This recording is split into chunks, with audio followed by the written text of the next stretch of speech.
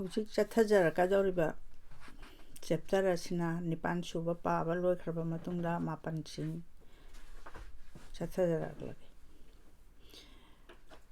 haujarage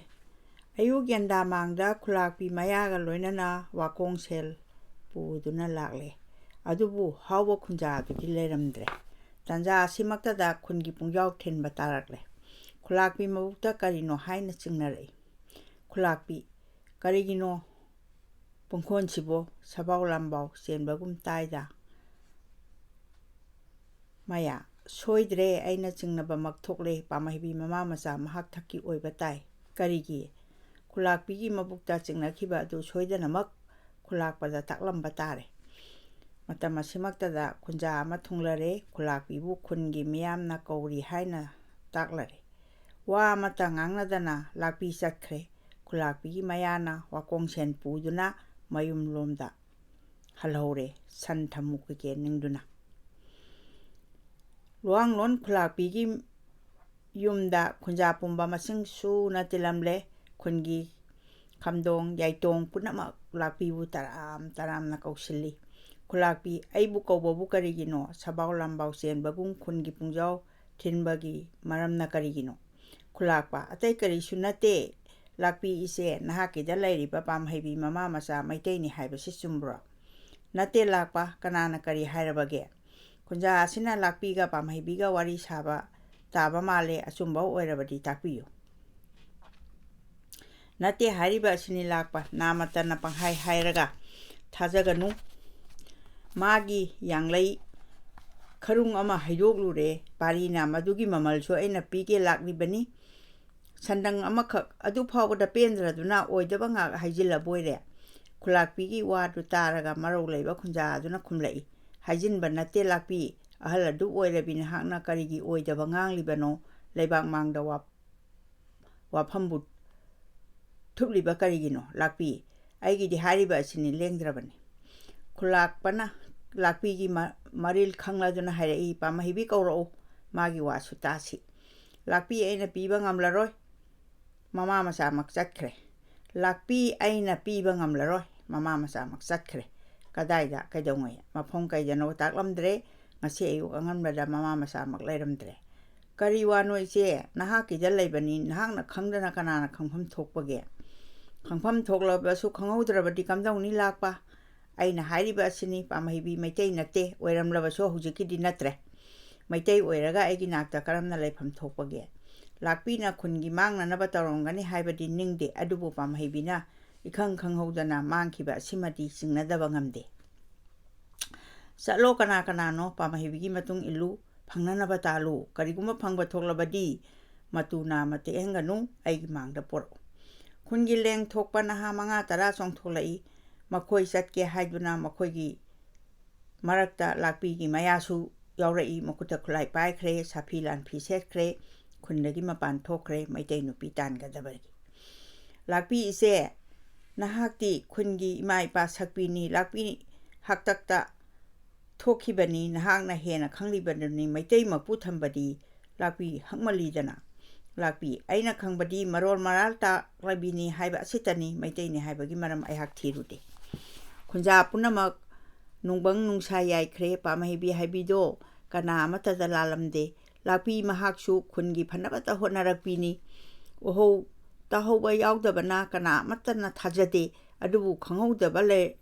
leirabasu aduda chingnadabasu khangkhide lakpi mathanta magi thorang adu ta phorabra khalai choiraba matam asida lekhidraba khulakpabu ningsinglakle langtang nanangaire I pamhaibigi mapaudu machi da lona watana rai karino haiduna kharana salan mak lakadabum kinari amana mu hodoklei phanglabadi kamdawa maduni luriba kanabu maral pigani lamlanbi adugidama lakpi mahaki marani mahakpu thamba pamlaktare magi maral kari lei khangdaduna thanamle taklamdana chakre karamna maral pigani mana haibata thajaba yade maram chadrabadi magi paukhum tadringai da maitai ni haibagi wafam munna thibam thokpani adubu karigi pamhibi lotpa nate lona chen khibani asumna khatnarakpasu makhoi maselgi marakta yaurei kharana lakpi misangda kharana amagi asumna yenarai mahai khunja singna lakpana hairei phare ise oirasanu khunja sida pigadawa lamsan adudi kaidagino aina lairubani kari khundagino mongjong dagini ngarang purakpani kanana laurubano makoina purakpani karamna purakpano kanana sanlege harubano ayangna pausian bani makoi khungi mida matang kui khre haikhiba aina loige haina chien bani lakpa makhata khidre mapungning amuka hena chingna dabangam laktre tasengnamak maran pirunabagi mapangal su leikhidre serak asida pau chatkhiba khungi pakhang mayam halakna rakle phangdre haina tamlare amuka hena ngaknakhre karamba lambi de chatkiduna phangdribano mahakpu madudi khangdri thiba haunaba makai thire lok tai kumduna awang bachingka duna lambi matung induna nupi sigidama kanagum bagi saro ama yaw batai mathantagi wakhalna sungmamgani thajate soidre maitegi mi oibatare lakpi mapuk harauki paw du tabada makhata thare ilakpana lakpi onthong na singnare thodok ase hakmankhre khungi wani asina phai haibado miyamda khanabiu miyamna khanabiu khungi wada thokpadi lakpi man nara leire haina ningi adu mangai lakpa aina haibana yabanate masigi matik chaba chairakti lakpi onthokna chawkhre aigi iran leirabadi adu mangai lakpa phare khungi leibaksu tabiu pamhibi lotkhre haiba masana tare maitei oiramdaba oisanu lakpi gi mara leibasu senglabani adumakpu aikoi khwaigi mapi mapa saklabini ahalla sibu akan basairak piningde lakpi bu khundagi tanthokpana ayang basairak oibatai mayamna kari haibage kana amatan pakhumpi bangam nakhidre lakpi su maya do adu mangai lakpi gi maya so adu mangai ngai senga oibane lakpi mara leire haibaga khangbane mahak wafam amatta phongdo ubangam khide lakpi na haire adumakti nga u lakpa ipuroi bana roi ba hip tan khiba imongi su mamang oi khiba khun asidagi tanthokpagi mahutta aibu leiron chanbiyu lakpa nakada punchi chupa minai oi yu hairabasu oijage aibu thajadrabasu kaisum sang laite ekhoi isena khanglibaduni adu orabasu aibu leiron chanbiyu adu su ekhoi pamde lakpi khun thabatai asini ekhoina pamba lakpi mapukta mol khalai mathanta mangkhra sira haiduna adubu kawrai maitei chanu amagi magi thawai hakchang pullare tanauri ba pari gi masak kawangam lakte amaramda ningsinglai lakpi mapa masabu adubu chena phakhiba magi thamoi singda tongbini singum kangrabasu haibagum khongi mamangda karigi kapkani karigi magi kari watpage watke ningduna watkhibatani lakpi khulhongba takhre khunja pumba kainarakle lakpi mathanta ngai hore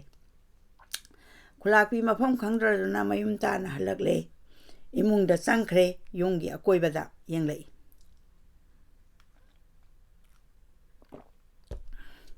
nahawari ngai matamda lakpi gi khongkap ama thangdok tana ngasi phawba leiraklabani lakpi mamang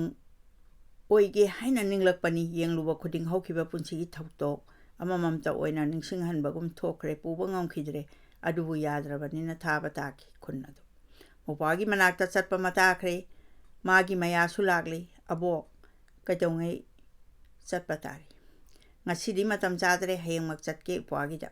adu mangaire lakpi ahal matam orakpada onthokpa haibadu oikhredako aina nangbu thingani nopagi de yongnaba nahakna imongi atokpa sakhwamni ningduna nahakpu uraga inemna ipuk pharambani inembu kawganu ko nahakna thindrabasu chatpadi yai adumakpu henglaw thindaba yabra aduda simaga sinaramge aigi yumse nangonda piramge khulakpana nakoi na aroibe ya hiptan khibado khulakpigi ahingba masadi khunna pamdaba mathwai yawdrabadi kari su chingna ningai leite aigi punsi loirabada mafam asida yoholake adu phawbadi nahakna semjin sajin duna manghanganu haibadu kari haibage adumak pangthokani kari sunung sathiganu animak pungning samnaki awaba koknaki hayengdagi khulakpi luanglong khun uba phanglaroi mapamda khunda chatkhragan loijare matang asida